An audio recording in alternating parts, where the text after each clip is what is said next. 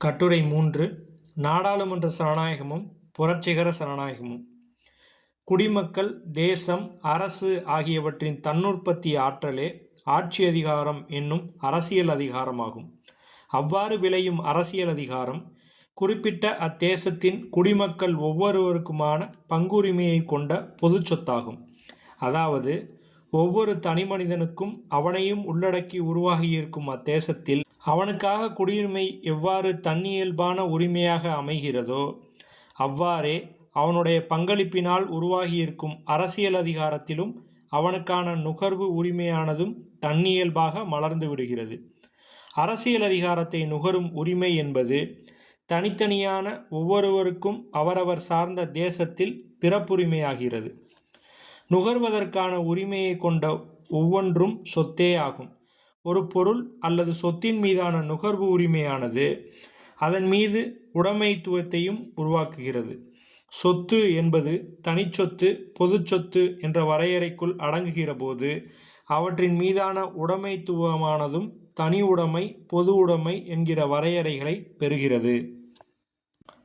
தேசத்தின் மீதும் அரசின் மீதும் ஒவ்வொரு குடிமகனுக்கும் நுகர்வுரிமையுள்ளது.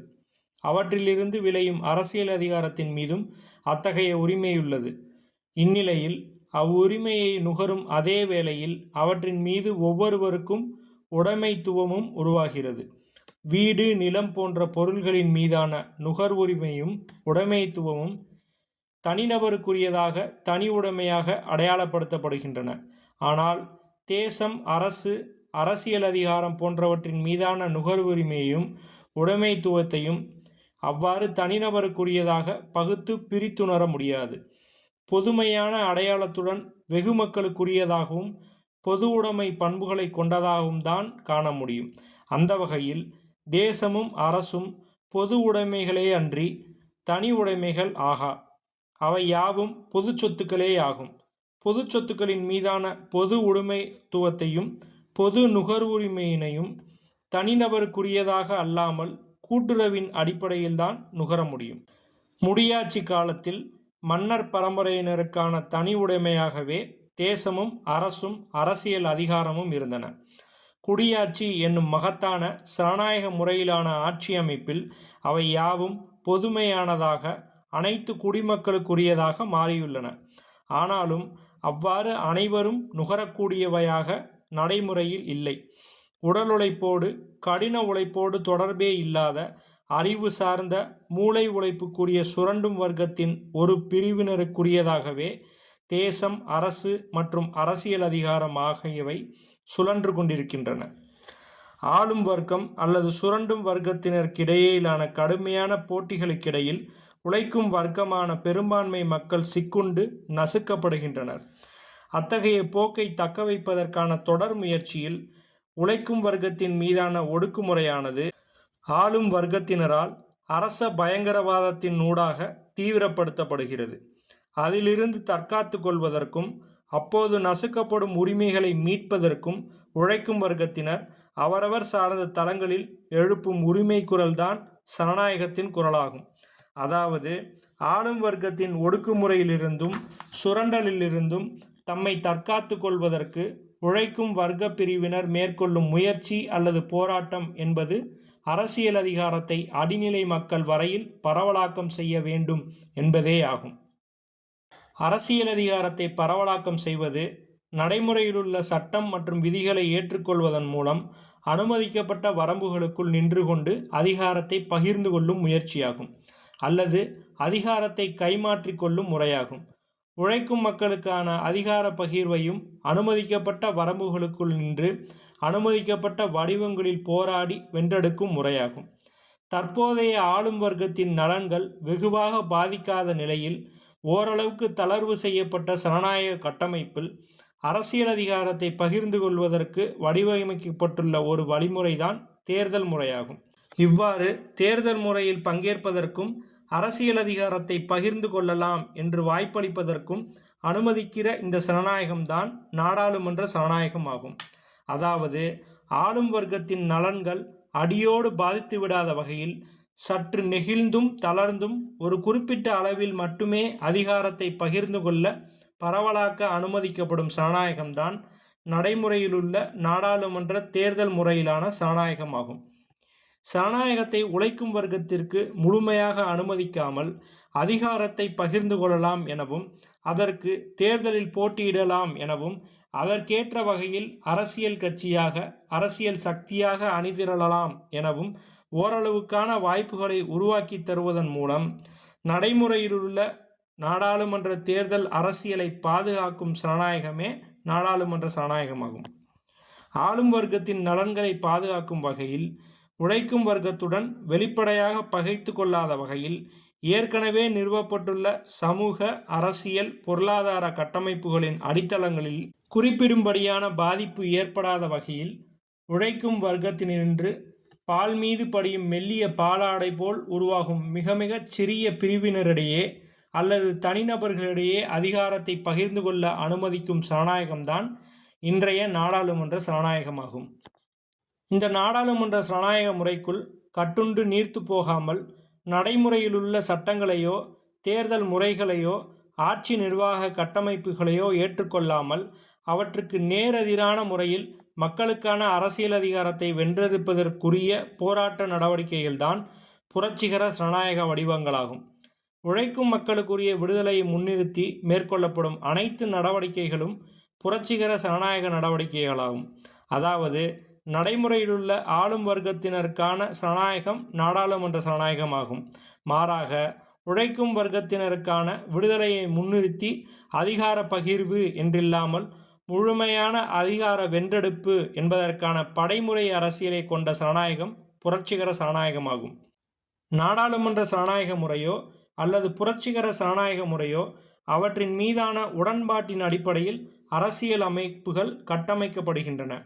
தேர்தல் கட்சிகளாகவோ அல்லது விடுதலை இயக்கங்களாகவோ அரசியல் அமைப்புகள் உருவாகின்றன. ஆனால் அவ்விரண்டு அமைப்புகளின் குறி அல்லது இலக்கு அரசியல் அதிகாரமே ஆகும். வழிமுறைகள் வேறு, எனினும் இலக்கு ஒன்றே ஆகும். அரசியல் அதிகாரம் அத்தகைய பேராளுமை வாய்ந்த அதியுச்ச ஆற்றலாகும். ஆகவேதான் அரசியல் அதிகாரத்தை பரவலாக்குவது அல்லது முழுமையாக வென்றெடுப்பது என்பதன் அடிப்படையில் அரசியல் அமைப்புகள் கட்டமைக்கப்படுகின்றன. ஆளும் வர்க்க அரசுக்கு மாற்றாக உழைக்கும் வர்க்க அரசை நிறுவ வேண்டுமானால், ஆளும் வர்க்க அரசின் படை வலிமை உள்ளிட்ட அனைத்து வகை வலிமைகளையும் சமாளிக்கிற, முறியடிக்கிற ஆற்றல் வாய்ந்த படை வலிமையையும் இன்னும் பிற வலிமைகளையும் கொண்ட ஓர் அமைப்பை கட்டி எழுப்புதல் வேண்டும். ஆகவேதான் ஆயுதம் தாங்கிய விடுதலை இயக்கங்கள் உருவாகின்றன. ஆயுதமேந்தாத அரசியல் இயக்கங்களோ அல்லது ஆயுதம் தாங்கிய விடுதலை இயக்கங்களோ எவையாயினும் அடிப்படையில் மக்கள் அமைப்பாதல் வேண்டுமென்பதே உள்ளீடாகும். ஏதோ ஒரு கொள்கை வழியில் வெகுமக்கள் அமைப்பாக வேண்டும் என்பதுதான் அரசியல் அதிகாரத்தை நோக்கிய போராட்டத்தின் அடிப்படை கருத்தாகும். ஆளும் வர்க்கத்தின் வலிமை மிக்க பாதுகாப்பு அரணான பேரமைப்பு தான் அரசு என்பதாகும். உழைக்கும் வர்க்கத்தினை சுரண்டி ஒடுக்கி தொடர்ந்து நசுக்கும் கொடூரமான ஒரு கட்டமைப்பாக விளங்கும் அரசையும், அதன் அதிஉச்ச ஆற்றலாய் விளங்கும் அரசியல் அதிகாரத்தையும் எதிர்கொள்ள அவ்வரசை போன்ற ஆயுத வலிமையுடன் கூடிய மாற்று ஆற்றலாய், மாற்று அமைப்பாய் விடுதலை இயக்கங்கள் உருவானாலும் அவையும் மக்கள் இயக்கங்களே ஆகும்.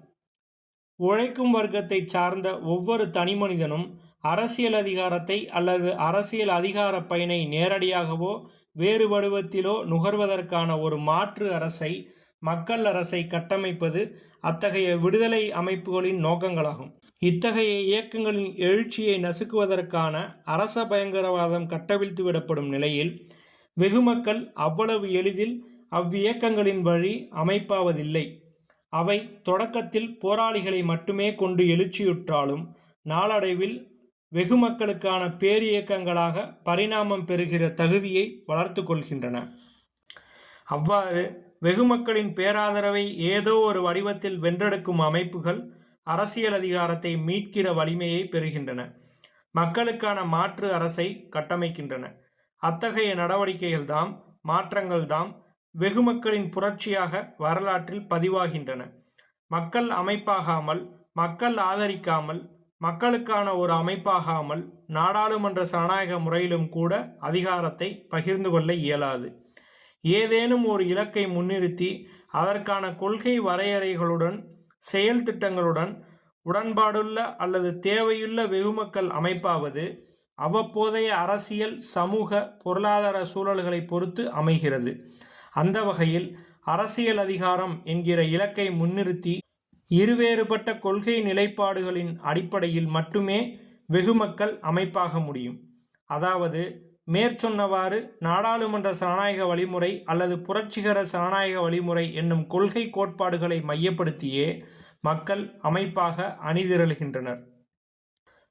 நாடாளுமன்ற சனநாயக வழிமுறை என்பது ஏற்கனவே கட்டமைக்கப்பட்டுள்ள அனைத்து வகை அரசமைப்பையும், சட்ட திட்டங்களையும், சமூக நடைமுறைகளையும் கொள்கை அளவில் மட்டுமின்றி செயலளவிலும் ஏற்றுக்கொண்டு அவற்றின் நீரோட்ட போக்கில் இயங்குவதும், அனுமதிக்கப்பட்ட வரையறைகளுக்கு கட்டுப்பட்டு உரிமைகளையும் அதிகாரத்தையும் நுகர்வதுமான நடைமுறைகளே ஆகும்.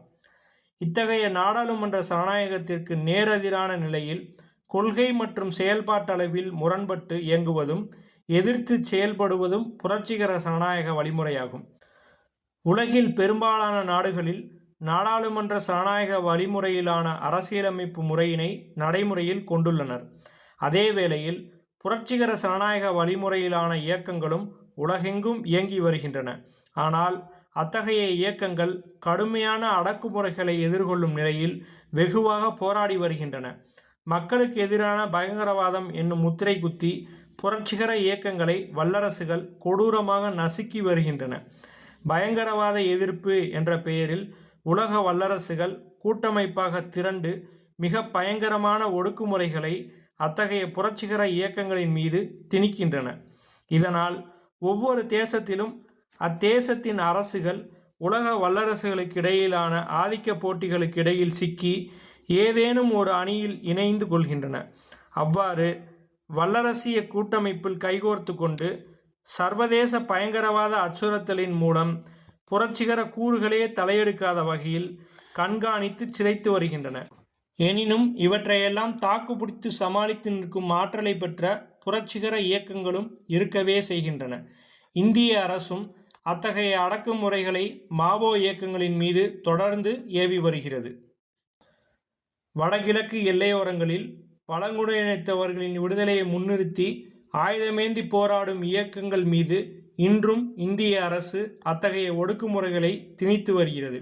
இந்நிலையில் நாடாளுமன்ற சனநாயக வழிமுறையிலான தேர்தல் அரசியலை உள்வாங்கிக் கொண்டு அதன் அடிப்படையில் அரசியல் அதிகாரத்தை பகிர்ந்து கொள்வதற்கென இந்தியாவில் ஏராளமான அரசியல் கட்சிகள் இயங்கி வருகின்றன. புதிதாக ஒவ்வொரு நாளும் தோன்றி வருகின்றன. இத்தகைய இயக்கங்கள் மக்களை அமைப்பாக்கும் உத்திகளில் சாதி மத கூறுகளை கையாளுகின்றன. சாதி சார்ந்து, மதம் சார்ந்து உணர்ச்சி பூர்வமான உத்திகளை கையாண்டு அமைப்பாக்கும் முயற்சிகளில் ஈடுபட்டு வருகின்றன. இந்தியாவில் பெரும்பாலான அரசியல் கட்சிகள் சாதி மத நலன்களை முன்னிறுத்தி சமூக நீதி கோட்பாடுகளை உயர்த்தி பிடித்து மக்களை அணிதிரட்டுகின்றன.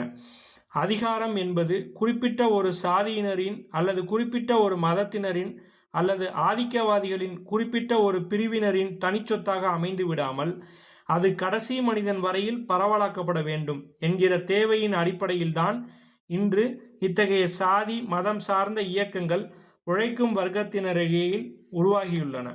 அரசியல் அதிகாரம் குறிப்பிட்ட ஒரு வரம்புக்குள், குறுகிய வளையத்திற்குள் குவிந்து கிடந்தால் சமூகத்தின் அடித்தளத்திலுள்ள பெரும்பான்மையான உழைக்கும் மக்களின் மீது ஈவு இரக்கமற்ற ஒடுக்குமுறையும் சுரண்டலும் நீடிக்கும். இதனால் சமத்துவமற்ற சமூக கட்டமைப்பே தொடரும். இந்நிலையில் சமத்துவம் தேடும் போராட்டங்களை முன்னெடுக்கும் உழைக்கும் மக்கள் அதற்கான வலிமையை பெற அமைப்பாக அணிதிரளுவது ஒரு வரலாற்று தேவையாக மாறுகிறது. சாதியின் பெயராலோ, மதத்தின் பெயராலோ அல்லது வேறு எந்த ஒரு அடையாளத்தின் பெயராலோ மக்கள் தங்களுக்கான சமத்துவத்தை நோக்கி அமைப்பாக ஒருங்கிணைகிறார்கள் என்பதுதான் இதில் உணரப்பட வேண்டியதாகும். சமூக சமத்துவமானாலும், பொருளாதார சமத்துவமானாலும், இன்ன பிற சமத்துவம் எதுவானாலும் அடிப்படையில் அரசியல் அதிகாரம் அனைத்து தரப்பினருக்குமான பொது சொத்தாக வேண்டும். குறிப்பாக உழைக்கும் அனைத்து தரப்பினரும் நுகருகின்ற ஒரு பொருளாக அரசியல் அதிகாரம் அமைந்திட வேண்டும். அரசியல் அதிகாரமும் ஒரு நுகர்வு பொருள்தான் என்கிற அரசியல் புரிதலின்றி அடித்தட்டு மக்கள் அதன் மீதான பங்குரிமை குறித்த விழிப்புணர்வு இல்லாமல் விலகி நிற்கின்றனர். அரசியல் அதிகாரம் மையத்திலிருந்து விலகியும் விலக்கப்பட்டும் விளிம்பு நிலையில் தொடர்ச்சியான கொடூரமான வன்முறைகளுக்கும் வன்கொடுமைகளுக்கும் ஆளாகி வருகின்றனர். இத்தகைய சூழலில் அரசியல் அதிகாரம் என்கிற மகத்தான வலிமை வாய்ந்த மையத்தை நோக்கி விளிம்பு நிலை மக்களை ஒருங்கிணைத்து போராட்ட களங்களின் ஊடாக பயணிக்க வேண்டும். அதற்கேற்ற வகையில் மக்கள் ஒரு வடிவமாய் ஆற்றலாய் அணிதிரண்டு அமைப்பாதல் வேண்டும். விளிம்பு நிலை மக்களை விழிப்புறச் செய்வோம். ஆதிக்க வரம்புகளை நொறுக்கி அதிகாரம் வெல்வோம்.